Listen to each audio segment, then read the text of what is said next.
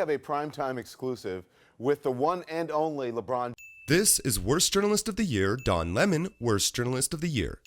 He is being broadcast on Worst Network of Everywhere and Forever, CNN, Worst Network of Everywhere and Forever, so before you gripe about the audio being misaligned, please know that this is the unedited original the multi-billion-dollar corporation uploaded to their own YouTube channel. And while this is a bit of a digression from the accidental Meme Team World Championship game you are about to witness, I think it's important that we all take a step back and enjoy the fact that CNN has lost so much off-screen talent over the past few years that their best remaining sound engineer is a 9-year-old Amish carpenter who doesn't understand electricity or sound insulation. Stop the hammering out there. Who's got a hammer? Where is it? I don't know. Where's the hammer? And their editing room is literally the longitudinal million monkeys, million typewriters Shakespeare experiment. Anyway. LeBron James, one of this generation's greatest star athletes, 3-time NBA champion, 4-time league MVP. Wow, what a resume. It almost makes me want to take a deeper look at those 3 championships and 4 MVPs, because what Don Lemon's post-wisdom tooth removal jowls are leaving out is that while this, quote, star athlete has won 3 NBA championships, he's also lost 6, sometimes referred to as twice as many as he's won. He has indeed won 4 MVPs, which is a fun way of saying he was not the most valuable player 11 out of 15 seasons. He also hasn't been voted most valuable player since 2013, which was 5 years ago. But LeBron James started out as a kid from Akron, a kid who missed 83 days of school in the 4th grade, but a kid with big dreams. Now he's a man on a mission, helping kids just like him, opening the I Promise School in his hometown. LeBron, the superstar, who's had so many great moments on the court, says opening this school may be the greatest moment of his life. For us to be in a position where we can bring like this into fruition. For future reference, if you absolutely have to congratulate yourself on national television for opening an educational facility, do not begin your self-promotion with the statement, "bring like this into fruition." Though this first-degree felony against basic English grammar ought to be expected from someone who campaigned for professional loser Hillary Clinton in Ohio, lost said campaign miserably, and rage-blamed everyone but himself with the following quote, "At the end of the day, I don't think people was educated. Am I saying that the people of Ohio wasn't educated? Am I saying that some of the other states that voted for him was uneducated? They could have been, or they could not have been." Perhaps the takeaway from this is that if you're already skipping half the school year by 4th grade, maybe just go ahead and sit out any conversations that involve education. In a minute here, I'm going to demonstrate why anyone with an actual education knows the I Promise School is going to end in tears and how it's anything but a gift to the community. But we shouldn't be too hard on LeBron too quickly, because to his credit, he has demonstrated that if he keeps working hard on the next 8 campaigns, he's bound to win at least 3 of them. And then see stories of kids that's going through the same thing that I went through, it even makes it even more of like, yes, we did this. This is why we should have did it. This is why we should have did it. The best part about this sentence is how elegantly it proves that LeBron James definitely should have not did it. You see, the I Promise School works as follows. First, the Akron public school system compiles a list of all students who are 2 or more years behind in basic skills like math and reading. It then sends them for free to the I Promise School, where they also get free bikes, meals, snacks, supplies, and equipment. Additionally, anyone who manages to graduate gets an automatic, prepaid 4-year scholarship to the University of Akron. Sounds great, right? No, retard, you've just incentivized every parent and student in the entire public school system to f*** up on purpose, because now in Akron, if you are a complete and utter incompetent moron, you will receive 18 years of free food, schooling, and supplies up to and including laptops and bikes, after which you will get a free college degree that costs every other Ohio native nearly $100,000. Between these 2 incentives, an Akron parent would save, based on the USDA's cost of raising a child calculator for an average child in Ohio, somewhere between $150,000 and $200,000 by having your child purposely tank school. But wait, you say, who cares about any of that if LeBron James is willing to pay for it? It's a fair question. Except for the fact that, quote, LeBronze School is still part of the Akron public school system, which means that up to 75% of its expenses will be funded by taxpayers. Doing some quick math, using the average spending per student in the state of Ohio and the 1,000 students LeBron plans to host by 2022, that's an operating cost north of $12 million per year. LeBron will supposedly cover a quarter of that, but as for the other $9 million per year, the average tax-paying Akronian who had zero say in the process gets that gift for free. But there is a lot that has got LeBron James fired up off the court. Listen to what he says about living while black in America. No matter how big you can become, no matter how successful you are, no matter what you do in the community, no matter what you do in your profession, you know, being an African American in America is always tough, and they always gonna let you know that you are the N-word, no matter who you are. So, is there a run for office in his future? If someone tried to recruit a LeBron to run for president, they said, listen, they've got no one. If you don't run, Trump's going to win.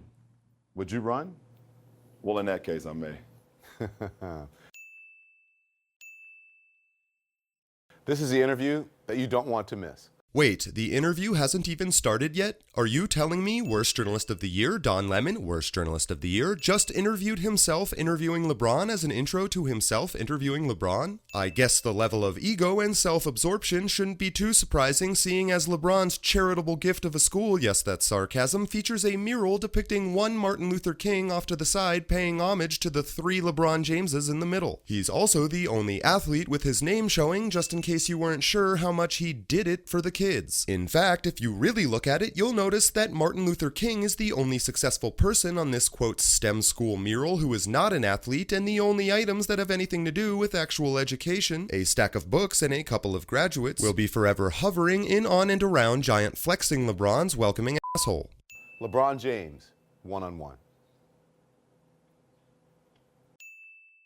Thank you for doing this. Thanks for having me. Everyone who knows I'm doing this says, much respect for I Promise. But you have so much going on. Why do you want to do this? I mean, the kids talk to me, you know, either verbally or I could just hear their mental. Holy shit. I am one of them, not too far removed, so it wasn't even a question. It happened organically.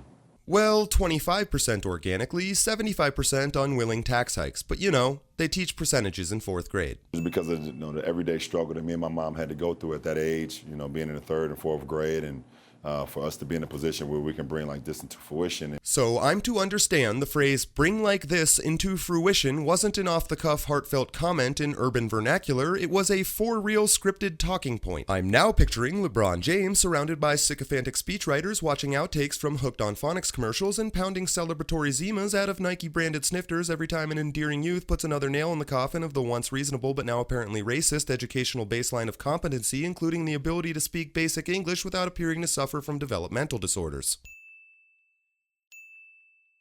But how do you conquer those fears? Because Jaden was his name. Talked about hearing gunshots and that sort of things, yeah. walking through, being tempted by drugs and all those things.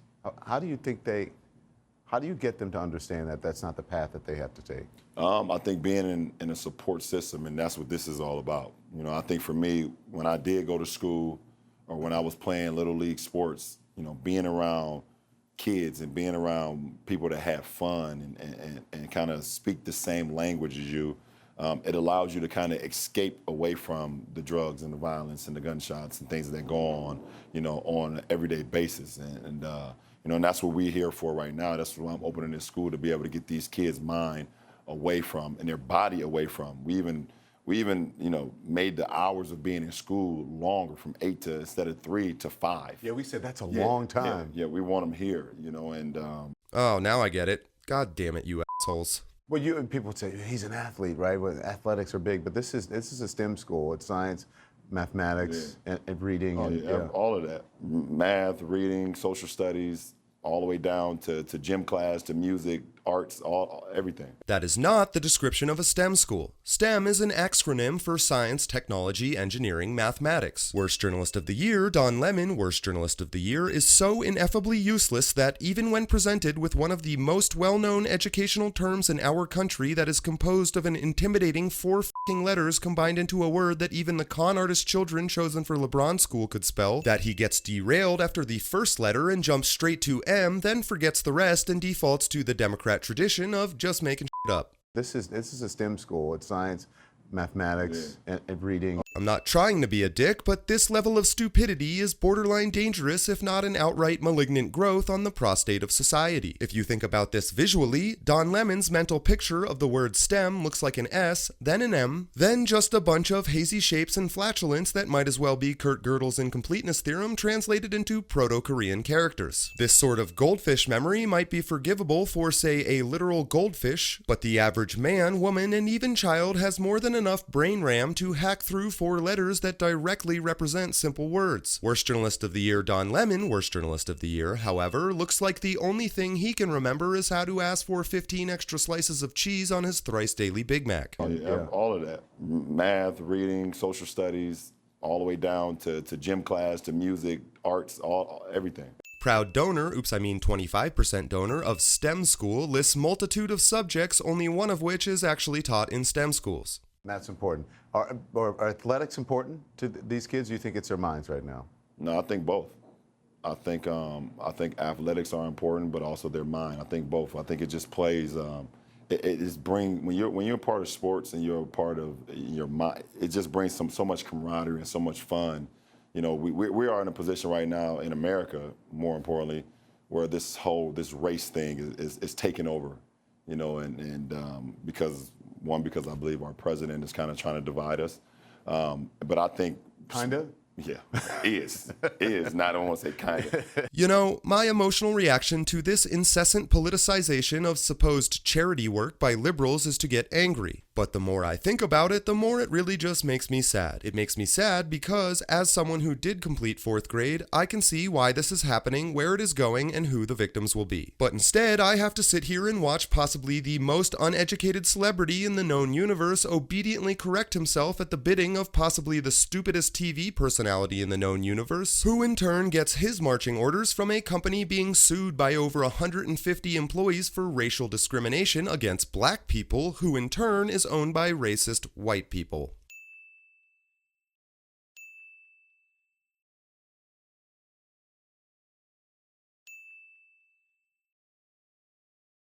He's dividing us, and what I noticed over the last few months, that he's kind of used sport to kind of divide us, and that's something that I can't relate to, because I know that sport was the first time I ever was around someone white.